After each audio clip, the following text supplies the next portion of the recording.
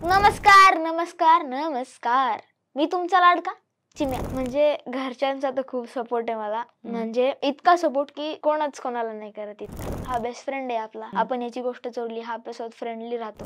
Accident झाला आणि माझी आई गेली. 3 वर्ष तेव्हापासून कराटे करायचो. त्या मोमेंटला मला पूर्ण रडायला आलं होतं की बाबा आईचं स्वप्न आता पूर्ण केलंय आपण. आता आपल्याला अजून मोठं होईल. तो सेट असा आहे तिथं आतमध्ये गेलं की बाहेरची सगळी निगेटिव्हिटी निघून जाते.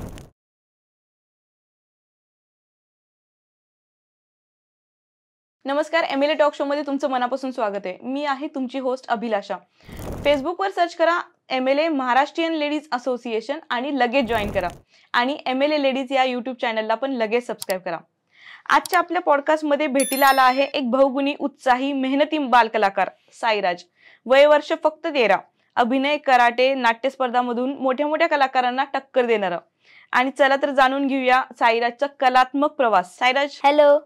कसं वाटतं तुला इथे येऊन? एकदम मस्त. मनापासून स्वागत आहे या पॉडकास्ट शो मध्ये तुझं. थँक्यू. मला वाटतं हा तुझा पहिला पॉडकास्ट असेल. हो. वा. सो फक्त 13 वर्षाचा आहेस आणि आता ऍक्टिंग क्षेत्रामध्ये खूप मॅच्युरिटी दाखवली आहेस. तर तू ऍक्टिंगचा जो स्पार्क आहे किंवा ऍक्टिंगची सुरुवात कशी झाली तुझी? म्हणजे जेव्हा मी लहान होतो तेव्हा मला स्टेज डेअरिंग होती मस्त. मी गॅदरिंग मध्ये पार्टिसिपेट करायचो, स्कूलमध्ये नाटकं करायचो. आणि मग पप्पा म्हटले की ह्याला ऍक्टिंग क्लास लावूयात का. मग पप्पा आणि आई आणि आजी यांचं घरी डिस्कशन झालं. मग मला ऍक्टिंग क्लास लावला. मग ते झाल्यानंतर आमच्या स्कूलकडून एक नाट्यछटा स्पर्धा ऑर्गनाईज झाली. आणि मग ते नाट्यछटा स्पर्धेत मी गेलो आणि मला उत्कृष्ट अभिनय भेटलं. तर तिथे एक स्वानंदी भारताल म्हणून दिदी होती आणि आरती अकोलकर. तर त्यांनी मला बघितलं आणि स्वानंदी दिदी माझ्याकडे आली, बोलली तू आमच्या नाटकात काम करशील का. मग म्हटलं करू की. मग त्यांनी पप्पांसोबत डिस्कशन वगैरे केलं त्यांनी. आणि मग मला वाटलं छोटा मोठा असेल रोल. आणि मग सप्तरंगाकडून श्याम शिंदे सर त्यांनी मला बोलवलं भेटीसाठी. गेलो आणि बोलले तुझं ऑडिशन करून दाखव. मला धगधग होत होती. ऑडिशन करून दाखवलं आणि ते बोलले बास. मग आता मला भीती वाटायला लागली काय बोलतील काय नाही. स्वानंदी दिदी बोलली तुला लीड रोल भेटलाय, करशील का. म्हणजे तिथं इतका आनंद झाला होता की पहिल्यांदा करतोय ना मी काय तर. मग असं माझं नाटकाची सुरुवात झाली आणि तिथून पुढे मग मी स्क्रीनवर. वा, खूपच भारी. सो ऍक्टिंग सोबत तू कराटे पण करतोय. दोन्ही अपोजिट फील्ड्स आहेत. कसं काय मॅनेज करतोय? म्हणजे मी जेव्हा 3 वर्षाचा होतो तेव्हा मी चालता चालता सहज पडायचो असं. मग घरचे बोलले कराटे लावायचा. मग कराटे 3 वर्षापासून करतोय मी. आणि मी जेव्हा 3 वर्षाचा होतो तेव्हापासून कराटे करायचो आणि मी इतका फ्लेक्झिबल होतो. पण जेव्हा आता ह्या क्षेत्रात घुसलोय तर जेव्हा मला शूट्स असतात तेव्हा मी कराटे नाही करत. आणि जेव्हा मी घरी आल्यानंतर मी मोकळा असतो तेव्हा मी कराटेला जातो. वा. सो बाल नाट्य स्पर्धेसारख्या प्लॅटफॉर्मवर तू काम केलेस. सो एक अनरिचिंग एक्सपिरियन्स म्हणतो ना की असा अनुभव आलेला आहे की नाही का, नाटक करणं म्हणजे एक वेगळं की डायरेक्ट ऑडियन्सचा प्रतिसाद मिळतो आणि मूवीज किंवा चित्रपट करणं ते वेगळा एक्सपिरियन्स आहे. तर ह्या दोन्हीमध्ये तू काय शिकलस, म्हणजे नाट्यातून काय शिकलस? म्हणजे जेव्हा आपण सगळ्या लोकांसमोर परफॉर्मन्स करत असतो तेव्हा सीट्स असतात असे उंच आणि आपण त्यांच्या खाली असतो इथं स्टेजवर. तर आपल्याला नाटक करतो आपण तिथे आपल्याला पूर्ण लाऊड मुवमेंट दाखवायला लागतात की लास्टला दिसलं पाहिजे की हा काय करतोय बाबा. आपला आवाज पण तेवढाच उंच पाहिजे, जो टॉपला बसलेला आहे त्याला ऐकू गेलं पाहिजे. मग असं सवय लागली एकदम ह्याची लाऊड मुवमेंटची. आणि जेव्हा स्क्रीनवर आलो तेव्हा कळलं की बाबा स्क्रीन मध्ये काहीतरी आपल्याला लिमिट्स असतात, त्याच्यामध्ये आपल्याला त्या लिमिट मध्ये खेळावं लागतं. मग त्यामुळं तिथं थोडासा एक्सप्रेशन्स कमी करायच्या आणि थिएटर मध्ये घुसलं की लाऊड मुवमेंट करायच्या, फुल धमाल येते. खूप भारी. पण मग दोन्ही मध्ये तुला जास्त कम्फर्टेबल काय वाटतं, मजा कशी देते? जास्त करून नाटक. अच्छा. त्या नाटकामध्ये आपण पूर्ण फ्रीली असतो, इकडे तिकडे फिरू शकतो, खेळू शकतो. आणि जेव्हा स्क्रीन मध्ये असतो तेव्हा आपल्याला एवढी लिमिट असते, तर आपण नाटकामध्ये आपण किती पण खेळू शकतो, पण त्या लिमिट मध्येच आपल्याला स्क्रीनवर लावावं. बरोबर. सो तू 2 गोष्टी केल्यास आता, VCR आणि तेरा मेरा सपना, या 2 नाटकामध्ये काम केलेस. सो त्याचा कसा अनुभव होता? रिहर्सल मध्ये काय काय मजा केला तुम्ही? म्हणजे आमची जेव्हा प्रॅक्टिस असायची तेव्हा मग आम्ही अर्धा तास आधी जायचो धम्माल करायला, कबड्डी खेळायचं, काय मारामारी काय करायचो, दंगा मस्ती काय करायचो.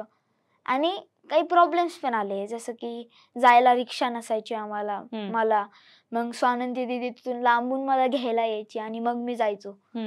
आणि जेव्हा आमची प्राथमिक फेरी झाली, तर प्राथमिक फेरी झाल्यानंतर मग आमची अंतिम फेरी होती आणि मध्येच मला शूट आलं 87 रुपयाचं शाईचा पेनचं. ओके. मग आम्ही शूट केलं आणि अंतिम फेरीला जायचं. आम्ही गेलो पुढं, मी गेलो बसमध्ये सगळ्यांसोबत आणि मागून माझे मम्मी पप्पा येत होते आणि ऍक्सिडेंट झाला आणि माझी आई गेली. अरे बापरे. आणि ते झाल्यानंतर मग थोडंसं वाईट वाटलं. मग पप्पा बोलले कर, काही नाही होत. आणि आईचं स्वप्न होतं की अंतिम फेरीला तुला रौप्य पदक पाहिजे आणि प्राथमिक फेरीला मला ते मिळालं होतं. मग पप्पा बोलले कर. मग पप्पांनी खूप सपोर्ट केला, आईचा आशीर्वाद होता, आजी, छोटा भाऊ. मग मी तेरा मेरा सपनाला केलं. त्याच्यामध्ये प्राथमिक फेरीला मला फक्त अभिनय गुणवत्ता भेटला. अंतिमला गेलो, म्हटलं आईचं स्वप्न पूर्ण करायचंय आपल्याला. मी फुल पॉवरनी केलं आणि नंतर मला अंतिमला रौप्य पदक भेटलं. मग तेव्हा वाटलं कुठे आपण आभाळ गाठलं. वा, सुपर. सो म्हणजे जेव्हा तुला अवॉर्ड्स मिळतात, what was the movement like? त्या रेकग्नायझेशन मध्ये तू पुढचे नवीन गोल्स काही सेट केलेस का? म्हणजे आता काय झालं होतं, प्राथमिक फेरीला मला VCR ला रौप्य पदक होतं आणि अंतिम फेरीला तेरा मेरा सपनाला होतं. काय झालेलं, जस्ट नॉर्मल डे चालू होता. माझे पप्पा कामावर होते, आम्ही घरी होतो आणि पप्पा काम करत होते. पप्पांना स्वानंदी दीदीचा फोन आला, हॅलो काका कॉंग्रॅच्युलेशन्स. पप्पांना वाटलं वेगळंच कशामुळं, माझा नगर स्टोरीजला इंटरव्ह्यू झाला होता त्यामुळं. मग ते झाल्यानंतर मग ती बोलली कशाबद्दल बोलले सांगा. पप्पा म्हटले माहित नाही. ती बोलली तुमच्या मुलांनी अंतिमला रौप्य पदक मारले बर का. पप्पा खुश बर का. पप्पा म्हटले, स्वानंदी दीदी बोलली तुम्ही फोन ठेवा लवकर, मला साईला सांगायचंय. मी फक्त आमच्या बेडवर झोपलो होतो, फोन आला, बोलली साई कॉंग्रॅच्युलेशन. मला पण तेच वाटलं इंटरव्ह्यू झाला म्हणून. मी म्हंटल थँक्यू. ती बोलली कशाबद्दल. म्हंटल तो अंतिम फेरीला रौप्य पदक मारले.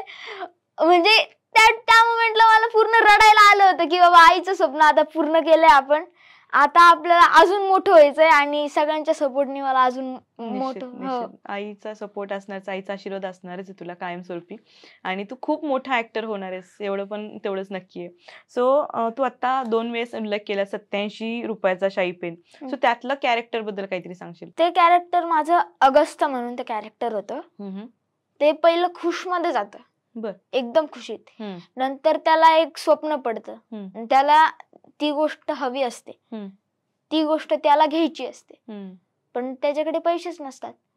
मग ती गोष्ट तो मित्राची जोडतो. मग त्याला वाटतं की यार हा बेस्ट फ्रेंड आहे आपला, आपण याची गोष्ट जोडली, हा आपल्यासोबत फ्रेंडली राहतो. मग मी तो परत ठेवला आणि असंच मी प्रयत्न करत करत ते जे मला घ्यायचं होतं ते मी शेवटी मिळवूनच टाकलं. वा, खूपच छान, खूपच छान. ही रिलीज व्हायची मूवी? हो, रिलीज व्हायची. ओके.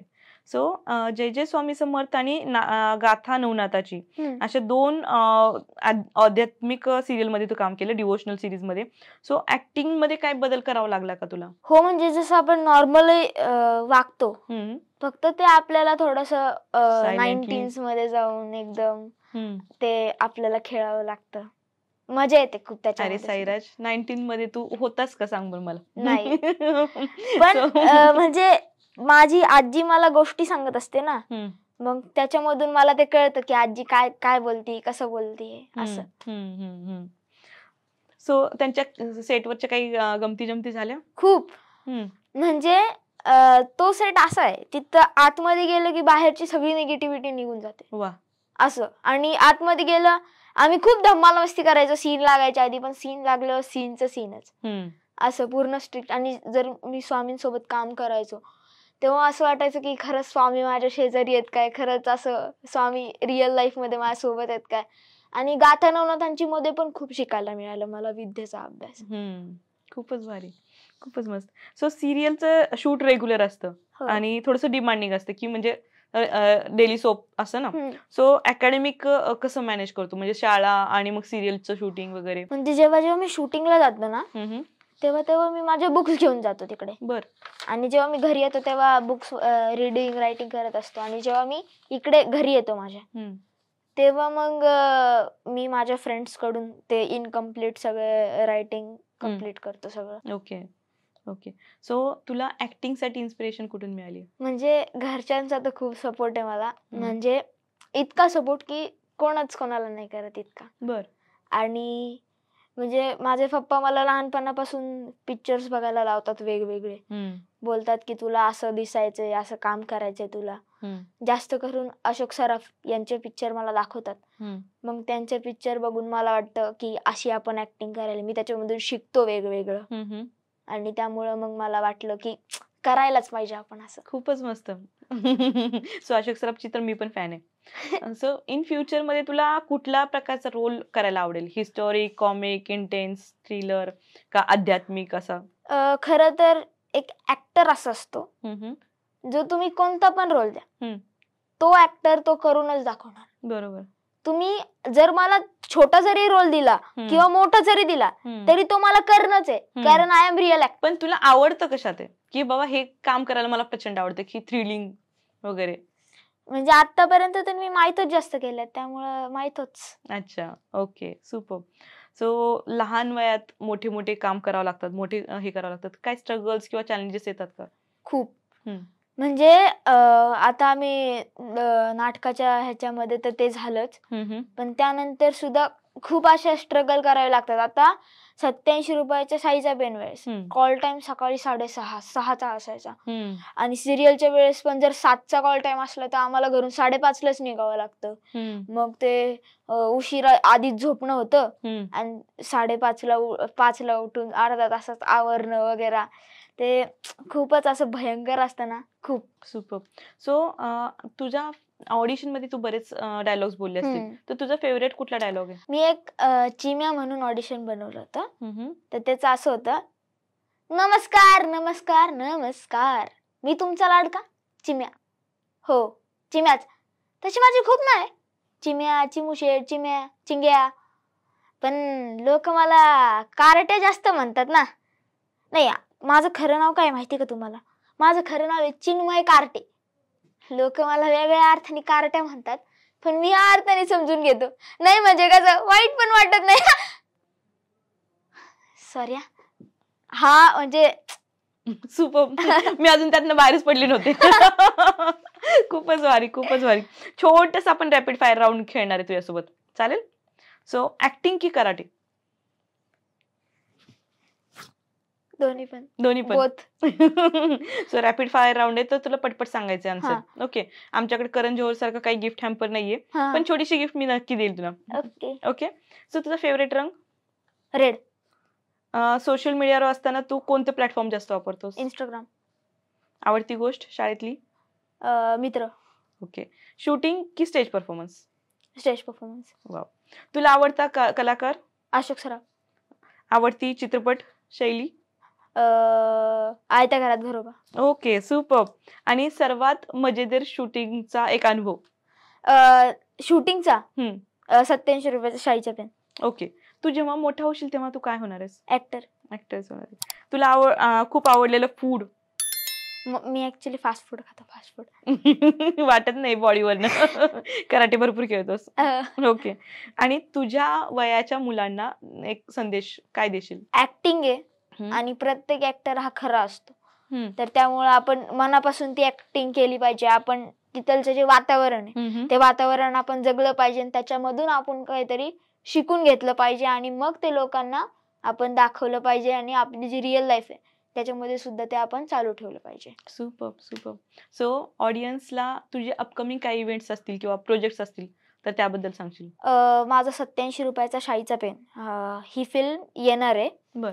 आणि आता मी शैक्षणिक एज्युकेशनल फिल्मची शूटिंग करून आलोय. बर. तर ती पण तुम्ही नक्की बघा. त्याचं नाव आम्ही नंतर रिव्हील करणार आहे. बर. तर ती तुम्ही फिल्म नक्की बघा. त्याच्यामधून खूप काही शिकायला मिळतंय आणि मजेदार. खूपच भारी, खूपच भारी. सायरस, तुझ्याशी बोलून खूप मजा आली. थँक्यू.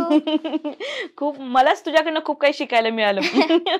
सो आज तू इथं आलास आणि खूप मोठा ऍक्टर हो. MLA ग्रुप कडनं तुला खूप साऱ्या शुभेच्छा. थँक्यू. आणि जेव्हा मोठा ऍक्टर होशील अशोक सराफ सारखा तेव्हा निश्चित अजून एकदा आमच्यासोबत पॉडकास्ट करायला येशील. Okay, yes, thank you so much. Thank you.